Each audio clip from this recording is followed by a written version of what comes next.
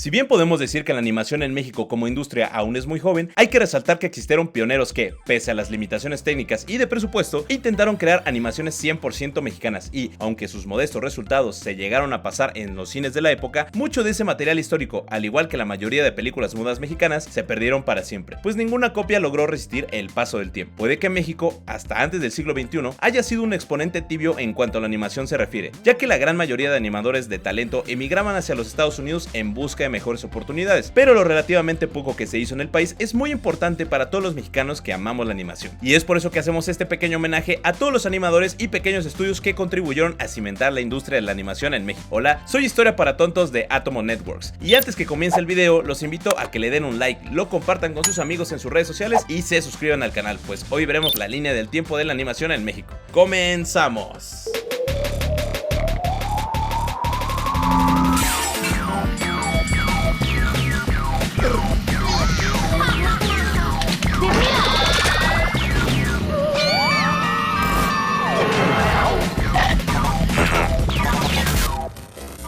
1916, mi sueño. Desgraciadamente, es imposible señalar quién fue el primer animador mexicano, pues no hay mucha documentación al respecto y la gran mayoría de películas que podrían darnos una pista sobre ese asunto se extraviaron. Se cree que la primera vez que el público mexicano presenció algún tipo de animación dentro de un cine fue el 15 de agosto de 1907 durante la presentación de una cinta titulada Retrato Animal por el Cinematógrafo. En lo personal, creo que se trata de la presentación de la cinta Humorous Faces of Funny Faces de 1906, dirigida por James Stuart Blackton, y es considerada la primera cinta de dibujos animados de la historia. No obstante, la mayoría de historiadores parecen estar de acuerdo que la primera cinta de animación mexicana fue Mi Sueño, un cortometraje de aproximadamente 8 minutos de duración, hecha por un director cuya identidad aún se desconoce, y es que está inspirado en un escrito del general constitucionalista y gobernador de Yucatán de aquel entonces, Salvador Alvarado. Lamentablemente, no se conserva ninguna copia, pero se cree que era una especie de película experimental con algún tipo de animación muy rudimentaria. 1919, El rompecabezas de Juanillo. Esta película, de la cual solo se conservan algunos afiches y fotogramas, fue dirigida y protagonizada por el caricaturista Juan Artenac. Aparte de que El rompecabezas de Juanillo es considerada una de las primeras cintas cómicas de ficción hecha en México. Parece ser que la cinta tenía una secuencia animada de apertura en donde un personaje acomodaba una serie de letras para formar la palabra Excelsior. Probablemente esta secuencia fue hecha por el mismo Juan Artenac, quien era famoso por dibujar su tira cómica de Adelaido el Conquistador. 1927, Miguel Acosta. Otro pionero de la animación nacional del cual solo se tiene registro por anécdotas o referencias fue Miguel Acosta o Alcorta, según la fuente que se consulte. Este mismo dibujaba y filmaba él solo secuencias muy sencillas de poco menos de 3 o 4 segundos que servían como anuncios comerciales, mismos que se ponían durante los intermedios de los cines. Se cree que produjo más de 200 cortos, de los cuales no sobrevive ninguno. 1934, Salvador Pruneda. Hijo de otro famoso caricaturista, Álvaro Pruneda, Salvador era conocido por dibujar la tira cómica de Don Catarino y su apreciable familia, en colaboración con Carlos Fernández Benedicto, quien escribía el guión. Parece ser que intentó hacer un cortometraje en 1934 de ese personaje, del cual solo se conserva un fotograma. Por esas mismas fechas, también se colaboró con una secuencia animada en el cortometraje del director Arcady Beutler, revista musical del cual no se conserva ninguna copia. 1935, Producciones Ava y su Paco Perico en Premiere. No fue hasta mediados de los años 30 que surgió formalmente el primer estudio de animación mexicano. Este se llamó Producciones Ava, aunque luego se llamó Ava Color, y fue fundado por el otorrinolaringólogo de ascendencia vasca Alfonso Vergara Andrade, personaje bastante curioso, pues además de que financiaba el estudio con lo que ganaba de sus consultas, nadie sabe a ciencia cierta a qué se debió su inquietud por crear dibujos animados. En 1935 produce el primer corto animado que se tiene registro, Paco Perico en Premiere, protagonizado por el primer personaje animado mexicano, Paco Perico. Pese a su rudimentaria animación, es un corto bastante decente, pues que aunque se nota la influencia de Silly Symphonies de Walt Disney y de los cortos de los estudios Fleischer, no deja de ser sorprendente que pudieran crear una animación medianamente fluida con recursos tan limitados. El corto de Paco Perico en Premiere comienza con el protagonista saliendo de una limusina para asistir al estreno de su película. Posteriormente, también salen algunos artistas de la época. No logro reconocer a todos, pero al último sale Agustín Lara acompañado por un perro con forma de piano. Posteriormente, vemos en la película Paco Perico que se mete en varios líos dentro de un set de filmación y, finalmente, descubrimos que todo fue un sueño del protagonista. Dentro de los los pocos cortos que se han logrado recuperar de este estudio también se encuentran Los 5 cabritos y el lobo, La vida de las abejas y Una noche de posada. Este último protagonizado por Paco Perico y su novia Catita. Posteriormente hicieron 2 cortos para promocionar la sal de uvas Picot. Estos fueron El jarabe tapatío y El tesoro de Moctezuma, ambos protagonizados por Chema y Juana, una pareja de rancheros que era la mascota de la empresa y que solían aparecer en el cancionero anual Picot dibujado por César Berra. Ava Color cerró en 1939, pero a pesar de su vida efímera, sentó las bases de la animación hecha en México. 1943, Caricolor. Este nuevo estudio lo fundó Santiago Ricci junto con nada más y nada menos que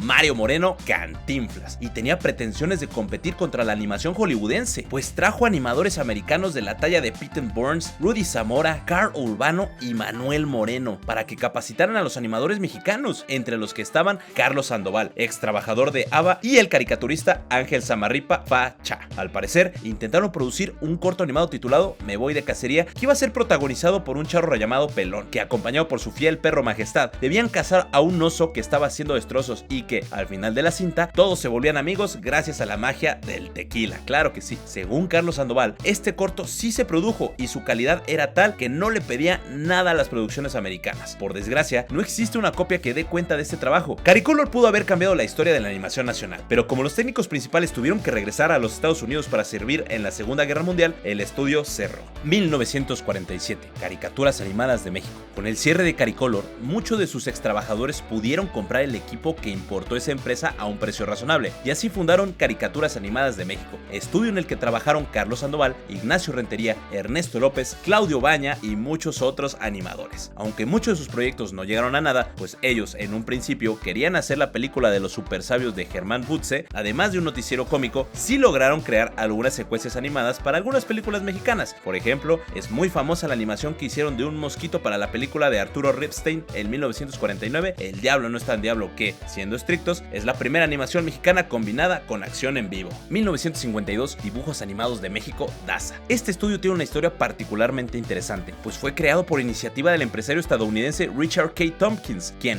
por cierto, fundó una de las primeras empresas de doblaje en México. Esto con el propósito de crear cortos animados anticomunistas para el gobierno estadounidense entre 1952 y 1954. Estos cortos, la mayoría de ellos dirigidos por el legendario animador Pat Matthews, eran protagonizados por 2 villanos, un cuervo llamado Armando Líos y el lobo Chente, quienes solían hacerle la vida imposible al gallo Manolín y al burrito Bonifacio. 1959, Estudios Gama. Quizá valdría la pena recordar que de 1959 hasta 1969, México fue el principal maquilador de animación estadounidense, pues gracias a un acuerdo que hizo el animador mexicoamericano Ernesto Terrazas, a quien se le atribuye el diseño de Pancho Pistolas de la película Los Tres Caballeros, con la compañía de Jaguar Productions se crearon los Estudios Gama, fundados por Jesús Martínez, mismos que se encargaron de animar todas las producciones de esa compañía, en las que se destacan series clásicas como lo fueron Rocky and Bullwinkle, Supercan, El Show de Petey Boy y Sherman, Klondike Cat, The Beagles, entre muchas otras. 1969, Alfredo Gutiérrez y un diablillo angelical. Hijo del gran dibujante de cómics mexicano Antonio Gutiérrez, quien es conocido por su trabajo en las historietas de Rarotonga y El pecado de Oyuki, Alfredo logró una especie de piloto animado protagonizado por Memín Pinguín, un personaje de historietas creado por la escritora Yolanda Vargas Duché, para ver si algún estudio de animación se animaba a hacer una serie o película de este personaje, y al que tituló sencillamente como Un diablillo angelical. Aunque en su desarrollo estuvo involucrado el animador veterano Carlos Sandoval y la propia Yolanda Vargas estuvo muy complacida con el corto, nadie quiso financiar el proyecto. 1969, Carlos Sandoval y los Supermachos. Dentro de las curiosidades animadas que tuvimos ese año, se encuentra un intento por adaptar la historieta de los Supermachos del Monero Ríos a dibujos animados. Este sencillo corto fue animado totalmente por Carlos Sandoval, y aunque su resultado fue bastante bueno, parece ser que no fue del agrado de Ríos, y el proyecto de hacer una película o serie animada de los Supermachos jamás vio la luz del sol, aunque en 1974 Alfonso Arau dirigió y protagonizó la película live action Calzoncín Inspector.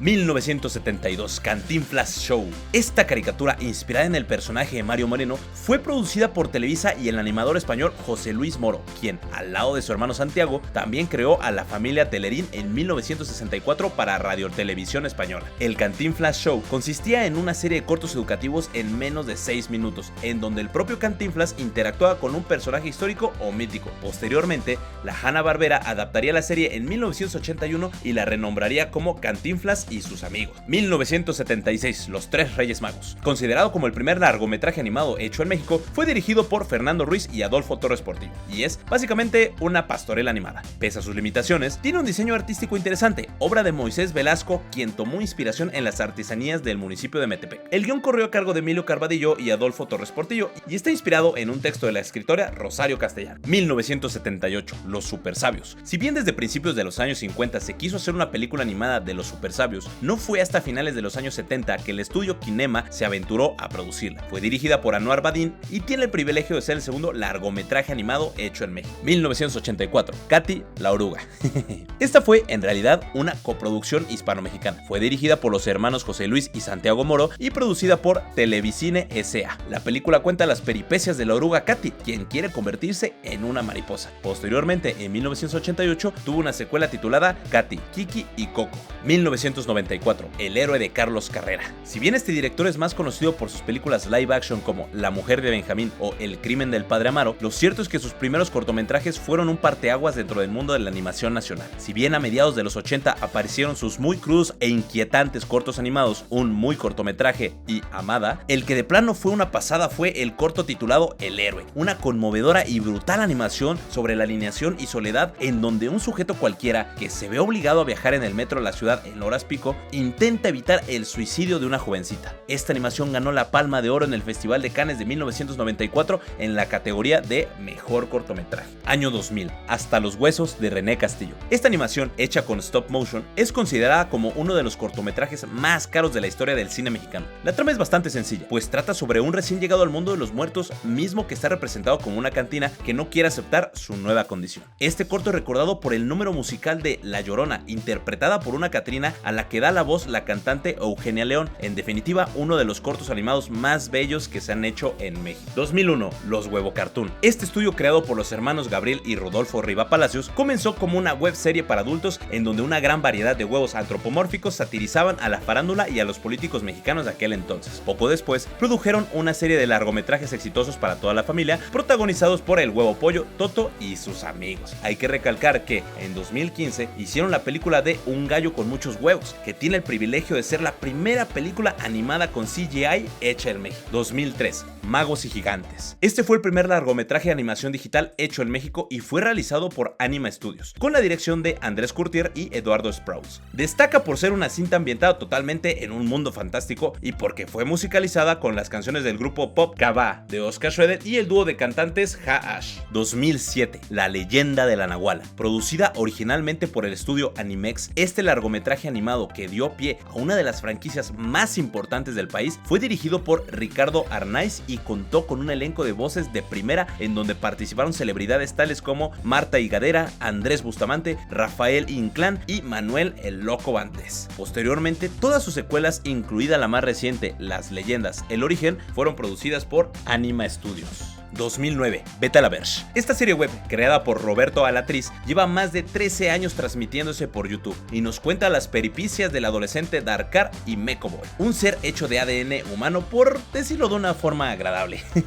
Vete a la Verge es una alucinante sátira a la cultura pop y a la vida cotidiana de México, y fue, durante un tiempo, la serie predilecta de los niños rata mexicanos, debido a que sus protagonistas eran una pareja de mal hablados. El Negas. Obra del animador independiente regiomontano Ricardo Adrián Lozoya, los cortos web protagonizados por El Negas, una especie de alter ego animado del propio autor, se destacaron por tener un humor mucho más crítico, negro y absurdo, en donde se satirizaban distintas situaciones tales como el mundo laboral, la política, la falta de sentido común de las masas, las modas pasajeras y la vida diaria en México. Aunque su canal principal de YouTube sigue estando muy activo, ya no produce tantos cortos animados como en otros tiempos. No obstante, aún sigue siendo uno de los moneros más respetados y queridos de México. 2013, La Familia del Barrio. Aunque esta serie animada para adultos, creada por Teco Lebrija, debutó en el 2004 en distintos sitios web, llegando a cosechar una gran fama en YouTube cuando se subió su primer capítulo, no fue hasta el 2013 que se convirtió en un programa de televisión que se transmitió por MTV y Comedy Central. Como su nombre lo indica, esta serie animada nos cuenta las aventuras aventuras de una típica familia de barrio de clase baja que vive en la Ciudad de México, y es bastante amada por el público gracias a su humor soez y grosero. Actualmente está en producción de su primer largometraje, mismo que será producido por Lemon Films. 2021, Catalina la Catrina, especial de Día de Muertos. Creada por Onem Studios, Catalina la Catrina era originalmente una anfitriona animada del Canal 5 de Televisa que se dedicaba a responder las dudas que tenían los niños sobre la tradición de el Día de Muertos. Gracias a una controversia en Twitter en donde varios dibujantes publicaron fanart subidos de tono con el personaje, Catalina la Catrina creció en popularidad, al grado que protagonizó su propio especial de Día de Muertos, mismos que fue dirigido por Edino Israel y producido por eCartoons Animation. Puedes ver esta animación de forma legal en el servicio de streaming Blim. ¿Cuál es tu animación mexicana favorita? ¿Qué otra nos faltó? ¿Crees que la animación mexicana ha mejorado con los años? Háznoslo saber en la caja de comentarios y no te olvides de darle like al video, compartirlo con tus amigos y suscribirte al canal. Ah, por cierto, si no lo has hecho, pégale a la campanita para recibir las notificaciones. Soy Historia para Tontos de Atomo Networks, nos vemos.